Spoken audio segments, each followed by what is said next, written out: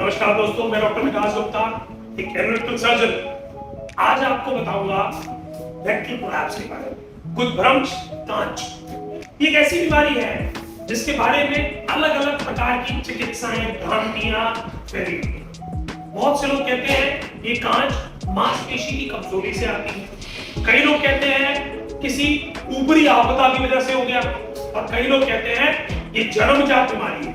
जबकि एक्चुअली में rectal prolapse की अगर बात करूं तो रेक्टल प्रोलैप्स क्रॉनिक कॉन्स्टिपेशन या स्ट्रेनिंग की वजह से या फिर लूज स्टूल बहुत ज्यादा हो जाए उसकी वजह से होती है। ये बहुत ज्यादा देखी जाती है बच्चों में या एल्डरली फीमेल्स के अंदर, या एपिजोटमी होने के बाद नर्वस सिस्टम वीक होने की वजह से भी देखी जाती है। तो आज हम इसको जानते हैं how to treat rectal prolapse. Normal rectum अगर आप ध्यान से देखें, ये normal rectum. Rectal collapse is a condition that occurs when the rectum protrudes outside the anus. This condition can be caused by a variety of factors, including chronic constipation, childbirth, and weakened pelvic muscle. Complete collapse. अगर आप ध्यान से देखिए तो इसके अंदर normal collapse था, इसके अंदर कुछ भी बाहर नहीं आ रहा है और इसके अंदर प्रोट्रूड करके हमारा रेक्टम आउटसाइड के फॉर्म में बाहर होना शुरू हो गया। अब जब ध्यान से देखिए ये जो बाहर आया है, नॉर्मली लोग क्या कहते हैं इस बाहर को कि कांच निकल रहा है। इसके बारे में जाने common symptoms of rectal collapse. इसमें क्या मिलता है? A feeling of lump or bulge outside the anus. आपको ऐसा लगेगा आप किसी क्रिकेट टेनिस बॉल के ऊपर बैठे हैं, कुछ बाहर आता लगेगा। पेन और डिस्कम्फर्ट ड्यूरिंग बॉल मूवमेंट्स। जब कभी भी मोशन आएगा, पेट साफ करने की हाजत होगी, जिसे कह सकते हैं एक्ट ऑफ डिफेकेशन होगा, you will feel pain. Then incontinence और लीकेज ऑफ स्टूल। कई बार क्या होता है, कई लोगों में पॉटी लीक कर जाती है। हम कहते हैं कि एयर पास हुई, साथ में थोड़ी सी पॉटी आ गई, और वो किसकी वजह से होती है? बेसिकली रेक्टल कोलैप्स की वजह से होती है। ब्लीडिंग कॉन्टिन्यूअस, यस, ये सिम्टम भी देखने को मिलता है रेक्टल कोलैप्स के पेशेंट में। अच्छा, ब्लीडिंग जो होती है वो कई बार फ्रेश भी होती है और कई बार क्लॉटेड भी होती है। क्लॉटेड रेक्टल कोलैप्स के साथ में अगर पाइल्स डेवलप हो। In Ayurveda, rectal collapse is known as Gudabhramsha. Ayurvedic treatment for this condition aim to strengthen the pelvic muscle, prevent the reoccurrence of the condition. अगर आयुर्वेद की बात करें, आचार्य चरक की बात करें, आचार्य सुश्रुत की बात करें, आचार्य भागवत की बात करें, तो इसके अंदर अलग अलग प्रकार की चिकित्साओं का वर्णन है। लेकिन सबसे ज्यादा चिकित्सा का जो द्वितीय वर्ग मिला है वो गुदभ्रंश।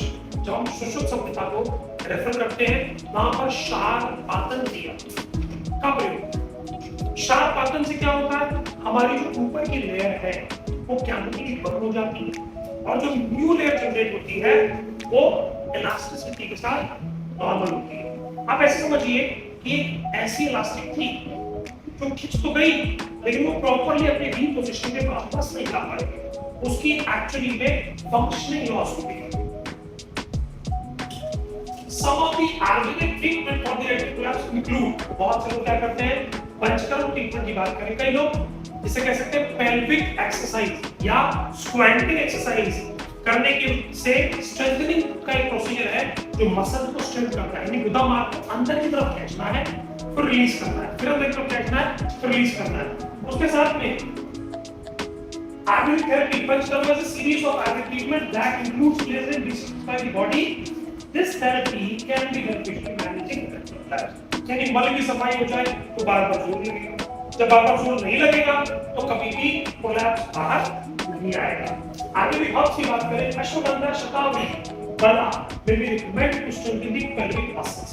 Yes, चांगेरी घृत का बहुत स्ट्रॉन्ग वर्णन है कि चांगेरी घृत अगर एक चम्मच सुबह शाम खाने में लिया जाए 3 महीने तक, या फिर चांगेरी घृत की बस्ती लगाई जाए 5 ml बीड़ी सुबह और शाम गुदामार्ग से कुछ किया जाए, वो भी स्ट्रेंथनिंग वापस आ जाती है रेक्टल मसल्स की। डाइटरी चेंजेस के अंदर आपको रिकमेंड करना है, your Ayurvedic practitioner may recommend dietary changes to help manage rectal collapse. This may include increasing your fiber intake. Yes, fibre का बहुत शानदार रोल होता है स्टूल को इजीली मूव करना, मतलब पॉटी से आराम से निकालना है।